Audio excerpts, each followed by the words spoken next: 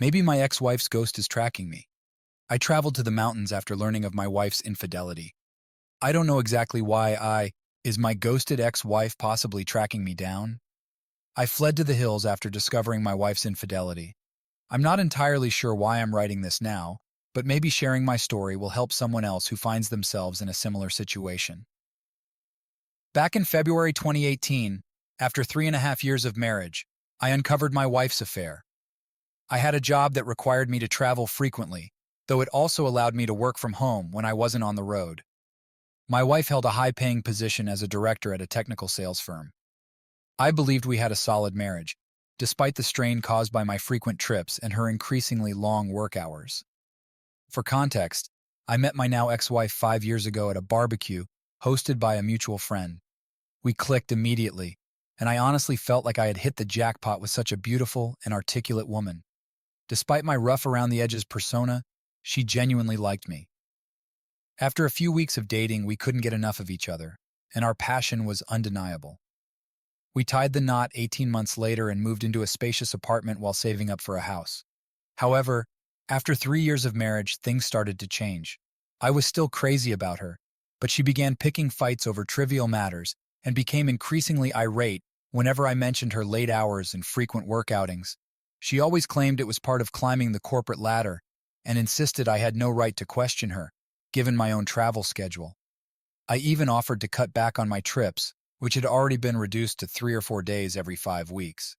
Our arguments were always circular and unresolved. Looking back, I was completely unaware that my wife was having an affair. I never suspected a thing, despite her late nights and our diminishing sex life, which I attributed to her work-related exhaustion. My ego took a hit from being rejected so often when I tried to initiate intimacy. I didn't notice any secret texting, but she did have a company cell phone and often worked in our spare bedroom, which doubled as her home office. Around September 2017, Kathy started coming home only to leave again for evening work engagements, which went from 1 night a week to more than 3. Though I'm not naturally jealous, I knew she had to fend off advances from men at her office. She seemed to be engrossed in her work, which mostly involved male executives. My first real suspicion of her cheating arose a month before D-Day. Kathy had stopped at the store before coming home and asked me to help with the groceries. While grabbing some bags from the back seat of her car, I noticed something pink glinting from underneath the front passenger seat. It was one of my wife's bras, which I recognized because she favored a specific brand. Seeing it there gave me a sinking feeling in my gut. I couldn't fathom why her bra was under the seat, but I left it there. The sight almost made me sick and my heart raced like crazy. When I returned to the kitchen with the bags, Kathy asked if I was okay, saying I looked like I had seen a ghost. I brushed off her comment and tried my best not to appear angry or betrayed, but it took all my effort to hide my feelings that evening and the next. Determined to find out if she was involved with someone else, I started piecing together all the clues I had missed. Though I had no proof beyond the bra, I felt an overwhelming need to uncover the truth. We lived in a fairly large city, and her work. Her office was located in a downtown building. I tried to set aside my suspicions about the affair for a while and decided to focus on giving her more attention. One Friday after work, I prepared a special dinner, setting the dining table with nice plates, silverware, and candles. I bought a lovely bottle of wine and a bouquet of roses. When she breezed in after work as usual, I pointed out the dinner and everything I had set up. She gave me a sad smile and apologized, saying she had plans to meet up with her coworkers at a local hangout that night. She offered to have a quick bite with me before leaving, but needed to jump in the shower first. I felt a surge of rage but couldn't find the words to express it. While she was in the shower, I grabbed my company cell phone and hid it in the backseat of her car. I had been considering this as a way to track her location using my personal phone. Then, I went in and threw the meal and flowers into the trash. When she came back dressed up and looking great, she said, "Okay, let's eat." I told her to just go out with her friends. She looked at me strangely and asked if I was mad. I replied that I was disappointed in her for never wanting to spend time together. She got angry and told me to stop acting like a child, making a snarky comment about my short fuse. I stood there, letting her words sink in, and said, "Foolish me. I thought you'd want to spend the evening together for once." She smirked, and left in a huff. I took out my other phone and started tracking the work phone I had planted. I saw her stop about 20 minutes away at the bar she often went to with her work buddies. I decided to head out and find her car. Sure enough, it was in the bar's parking lot. I sat across the street in my car, feeling like a stalker, but rationalizing that I needed to ease my anxiety. About an hour later, I saw her coming out of the bar with a man who looked like one of the execs from her work. He grabbed her, pulled her close, and kissed her. My stomach knotted, and my body went numb. They walked over to another car and got in together. I did my best to follow them as they pulled out. They traveled about 10 minutes away to, you guessed it, a hotel. I pulled over on the street next to the hotel and watched as they got out and walked hand in hand inside. That was it. I had seen enough. I started banging my fists on the steering wheel. Something inside me went blank, and I'm not sure if I blacked out or had an out-of-body experience. When I regained my senses, I decided I needed a drink. This was the moment my life took an unexpected turn. I started driving out of town, reliving everything I had just witnessed, and I hate to admit, crying with rage. I headed towards the outskirts of town, about 30 miles away, and found a small bar. I took a seat and ordered a drink. I must have looked awful, because the female bartender mentioned that I looked like someone had taken the wind out of my sails. I half smiled and said, "You could say that." A guy took the stool next to me and started a conversation. I wasn't in the mood to talk, but something about him made me feel comfortable. We chatted, and eventually, I couldn't hold it in any longer, and blurted out the story of my wife's cheating. I told him how I wanted to leave her and forget her. He looked at me, slapped me on the back, and said, "Buddy, you're not alone. It happened to me a few years ago. Sometimes these things happen for a reason, and let me tell you," he said. "Your life can change now, either for better or worse. It's entirely up to you." Something about his words jolted me out of my gloom. Despite the pain, I've always been able to see things logically, and he was right. We introduced ourselves. His name is Ray. He's a country guy, the salt of the earth type that I really respect. He asked when I was planning to move out. It hadn't even occurred to me to think that far ahead, but I knew I didn't want to be around my wife anymore. I had a fight-or-flight feeling surging through me. Ray said, "I sympathize with your situation and have an idea. If you feel like you need to leave, I have a travel trailer on my property. It's not great and could use some fixing up, but why don't you come check it out? You could stay there temporarily. I'll make you a great deal on it, and you'd be doing me a favor by keeping an eye on it. It might be good for you to get away from your situation. Just a thought." It took me a moment to process his offer. The bartender, who had been listening, smiled and said, "Hell, honey, if I could have escaped my crazy ex-husband years ago, I would have jumped at the chance to live in that trailer or anywhere to get my head on straight." I felt like I had stepped into the twilight zone, but maybe this was exactly what I needed. I told Ray I'd think about it and maybe check it out. We parted ways after making plans to meet at his place in a few days. I started to feel a glimmer of hope, a chance to escape what felt like a nightmare mixed with heartache. One thing was certain: I would never, ever want to be with my wife again. Cheating was something I could never tolerate. When I got home that night, Kathy was already there. She asked where I'd been. I turned the question back on her, asking where she had been. She said she had gone for drinks. I asked her directly if she was having an affair.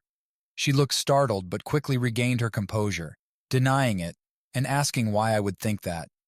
I told her I had heard she might be involved with someone from work. She asked who told me that, but I wouldn't divulge the name. She dismissed it, saying I was being ridiculous, drunk, and delusional. When she asked where I had been, I told her I was out having drinks with friends. She stared at me, wanting to ask more, but just went back to our bedroom. I decided to sleep on the couch, knowing now for sure that she had been lying to me for months. I didn't sleep at all, picturing her with this guy in bed. I felt disgusted, hurt, and sorry for myself, but I also started thinking about Ray's trailer. It was almost a revelation, and the idea of it made me feel better. Something must be wrong with me, but in my pain, the flight instinct took over. The next morning, we didn't speak much and went about the weekend as if nothing had happened. A few days later, I met up with Ray at his place. He owns a nice ranch, and the trailer turned out to be really nice, about 26 feet long with all the necessities for living. It reminded me of a trip I took with friends during spring break in college, which I had really enjoyed. I made Ray an offer on the trailer, and he agreed to the price. I practically got it for a steal. He gave me directions to his ranch property, and I drove over to check it out. The property was beautiful, full of trees and scrub brush, with hiking and biking trails nearby. It was near the foothills of some mountains, and Ray had a small shack on a hill overlooking the property, complete with water and electricity for the trailer. Ray offered to move the travel trailer to his property and set it up for me. Over the next few weeks, I tried to get Kathy to admit the truth, but all I got was gaslighting. I even told her outright that if I found out she was cheating, there would be no going back. This only seemed to push her deeper into denial, her responses so outrageous that they almost made me laugh. Without any physical proof of her infidelity, I regretted not taking photos of her and the other man. As I endured this mental agony, I realized I wanted out of the marriage. Instead of letting Kathy know my feelings, I started making plans. I began stealthily moving my belongings out of the apartment while she was at work, transferring them to the trailer. This action made me feel proactive. During this time, I noticed a change in Kathy. She started acting nicer towards me, but it was too little, too late. She continued her frequent after-work outings, and I decided I needed a break too. One evening, as she was heading out, I also got dressed to go out. She asked where I was going, and I told her I was meeting up with some friends. When she inquired further, I said she didn't know them and wouldn't enjoy the shop talk, echoing what she often told me about her office outings. She looked hurt but said, "Okay, have a nice time." I responded that I definitely would. Between working on the trailer and meeting up with Ray at the bar, I started making new friends. Ray's circle of friends and family provided some fun times, and I decided to moderate my drinking to avoid developing bad habits. It would have been easy to drown in self-pity, but I chose not to. Around this time, Kathy informed me she had to go on a work trip the following week.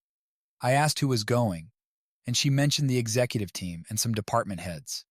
I looked at her and said, "I hope you have a great time with your boyfriend." I regretted saying that as it led to a lot of arguing. I wished I knew more about her affair partner, but as Ray pointed out, it didn't matter who the other guy was. What mattered was that she chose to step out on me. She burned down the marriage, and she could own or deny it, but the facts remained.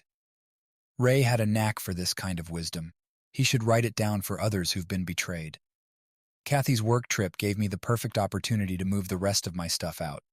After she left, I gathered all my valuable belongings and packed them into my vehicle.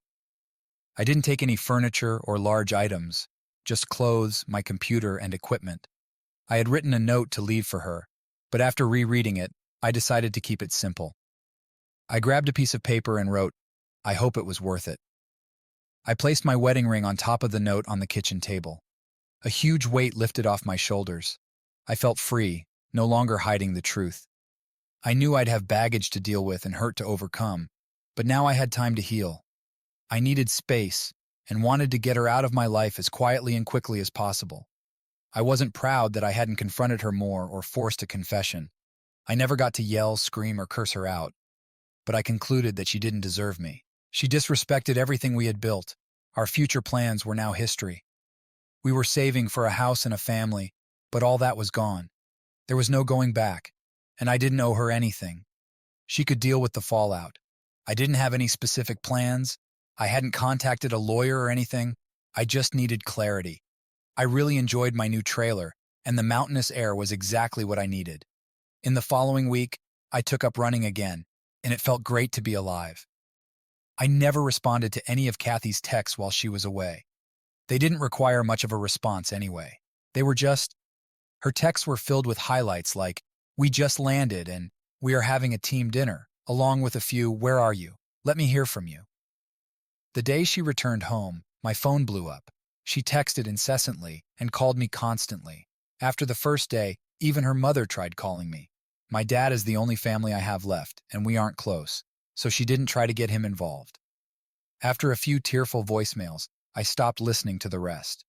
Her texts were a mix of confusion and denial, saying things like, "What is this? We need to talk. I don't know what you think you know, but there is nothing going on. I'm not involved with anyone. I'm not having an affair." After a week of silence from me, she finally texted, "I'm sorry things got out of hand. I was involved with someone at work, but it meant nothing. I got caught up in my work and you were gone a lot. I just made a mistake. I was going to end it. A mistake? This was the confession I had been seeking all along, yet it only made me dislike her more. Why couldn't she be honest from the start? This wasn't the woman I had dreamed of building a future with. Mistakes don't last for 6, 8 months, or even a year. Her pleas for me to come back and work on the marriage became pathetic. She stopped bothering me for a couple of weeks, but I still refused to respond. I didn't want her to find out where I was living and ruin my sanctuary. Then one day, she started sending angry texts, calling me a coward and accusing me of not caring about us. Please come home so we can talk. Where are you? I can come to you. Damn it, Paul, please let's talk and fix things. I don't remember all the messages, but they were filled with excuses and very few apologies. I let them all go in one ear and out the other, and eventually changed my cell phone number.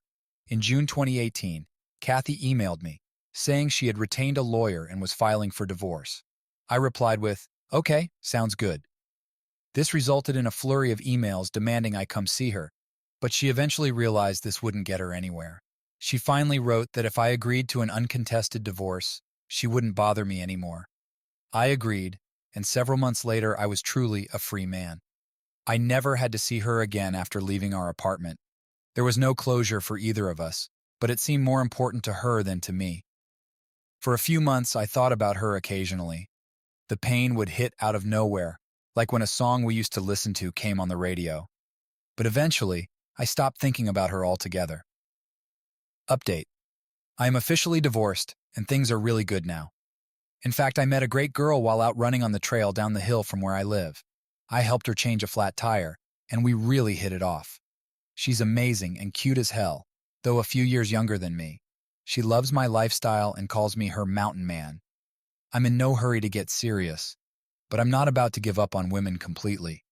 I'm still living in the trailer and have no plans to change anytime soon. I've simplified my life and love the outdoors. It helped me get over my ex-wife and the heartache. I know everyone handles these things differently. I was lucky not to have children and was only in my 3rd year of marriage, so I think I did what was right for me. You don't have to live your life with a cheater. If something like this happens to you, please don't dwell on it. Just move on with your life. It gets better after you work on yourself. I wish everyone the best life they can have. Just wanted to update on the situation with my ex-wife. I've rewritten this about 5 times to make it legible. As mentioned in my previous post, I was concerned that my ex-wife was trying to track me down to reconcile or something. I had moved about 2 hours away from where we used to live. I saw her last weekend at a coffee shop I frequent in the town near where I live. I was suspicious that it wasn't a coincidence she was there. Luckily, I managed to leave before she saw me. Update. I went back into town this past weekend to grab some groceries and decided to get a coffee at my usual place, using their free internet to work on some documents. After finishing up, I left the coffee shop. As I was walking towards my truck, I heard someone yell, "Paul!"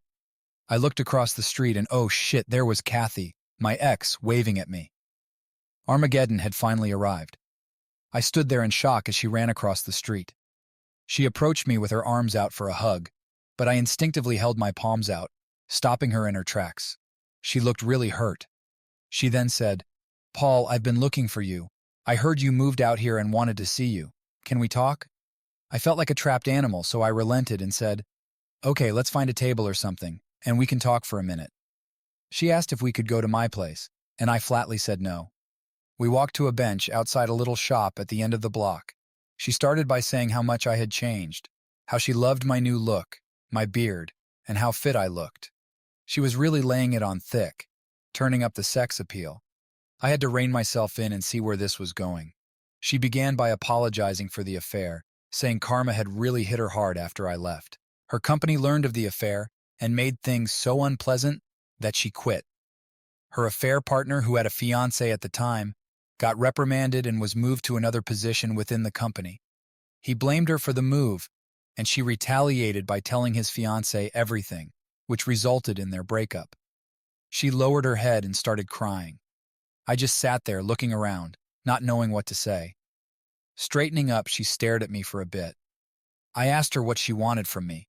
She said she never intended to start an affair, that she was drawn in by the politics and positioning within the company, and that the affair partner manipulated her with his charisma and power. She thought she was using him as much as he was using her. She was going to come clean with me, especially after I accused her of having an affair.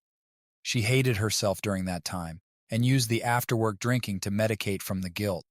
Right after I left, she felt foolish and alone, like her heart had imploded.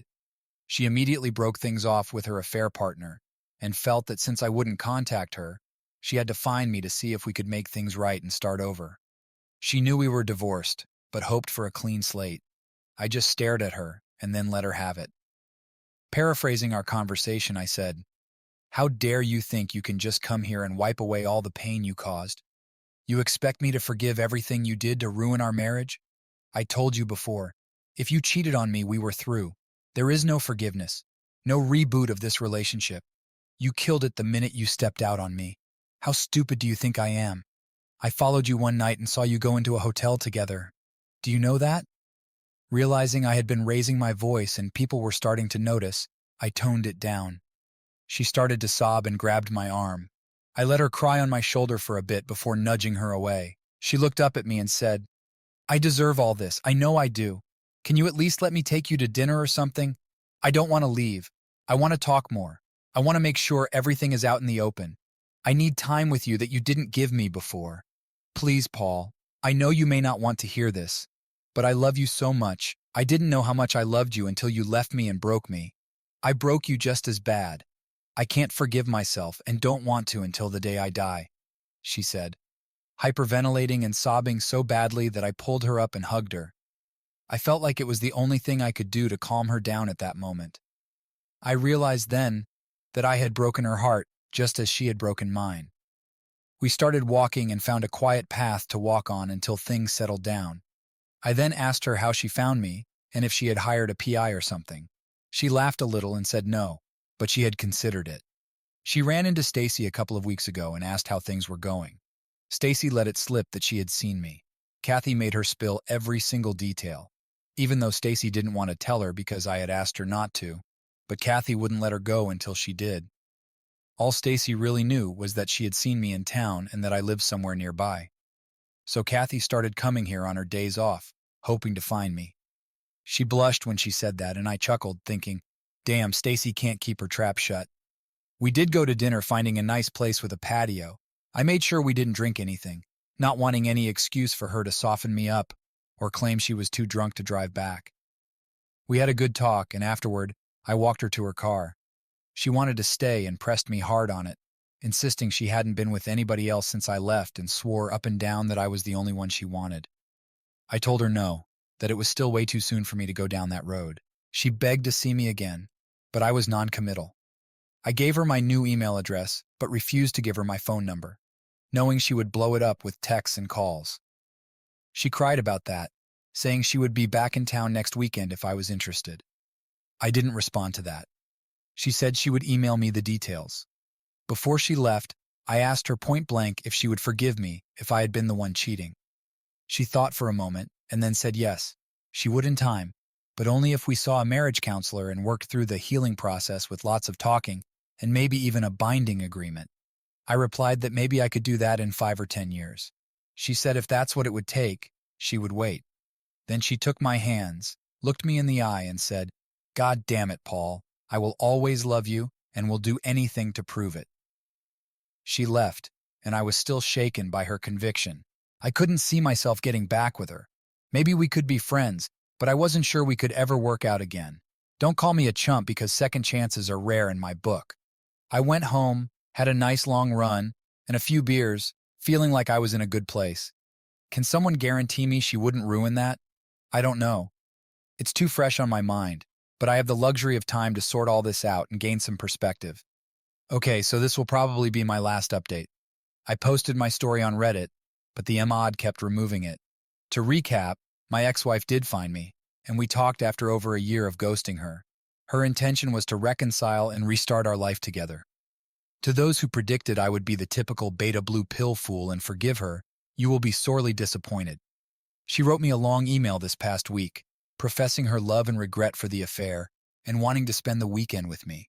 My response was to shut her down, I have been perfectly content living the solo life in my remote location, keeping my situation uncomplicated. I've enjoyed the company of several women and friends, and at 32, I feel there is no hurry to change things up. I have my own self-determination roadmap, and I intend to follow it for now. In my email response, I refused to give her my new phone number. I laid it all out.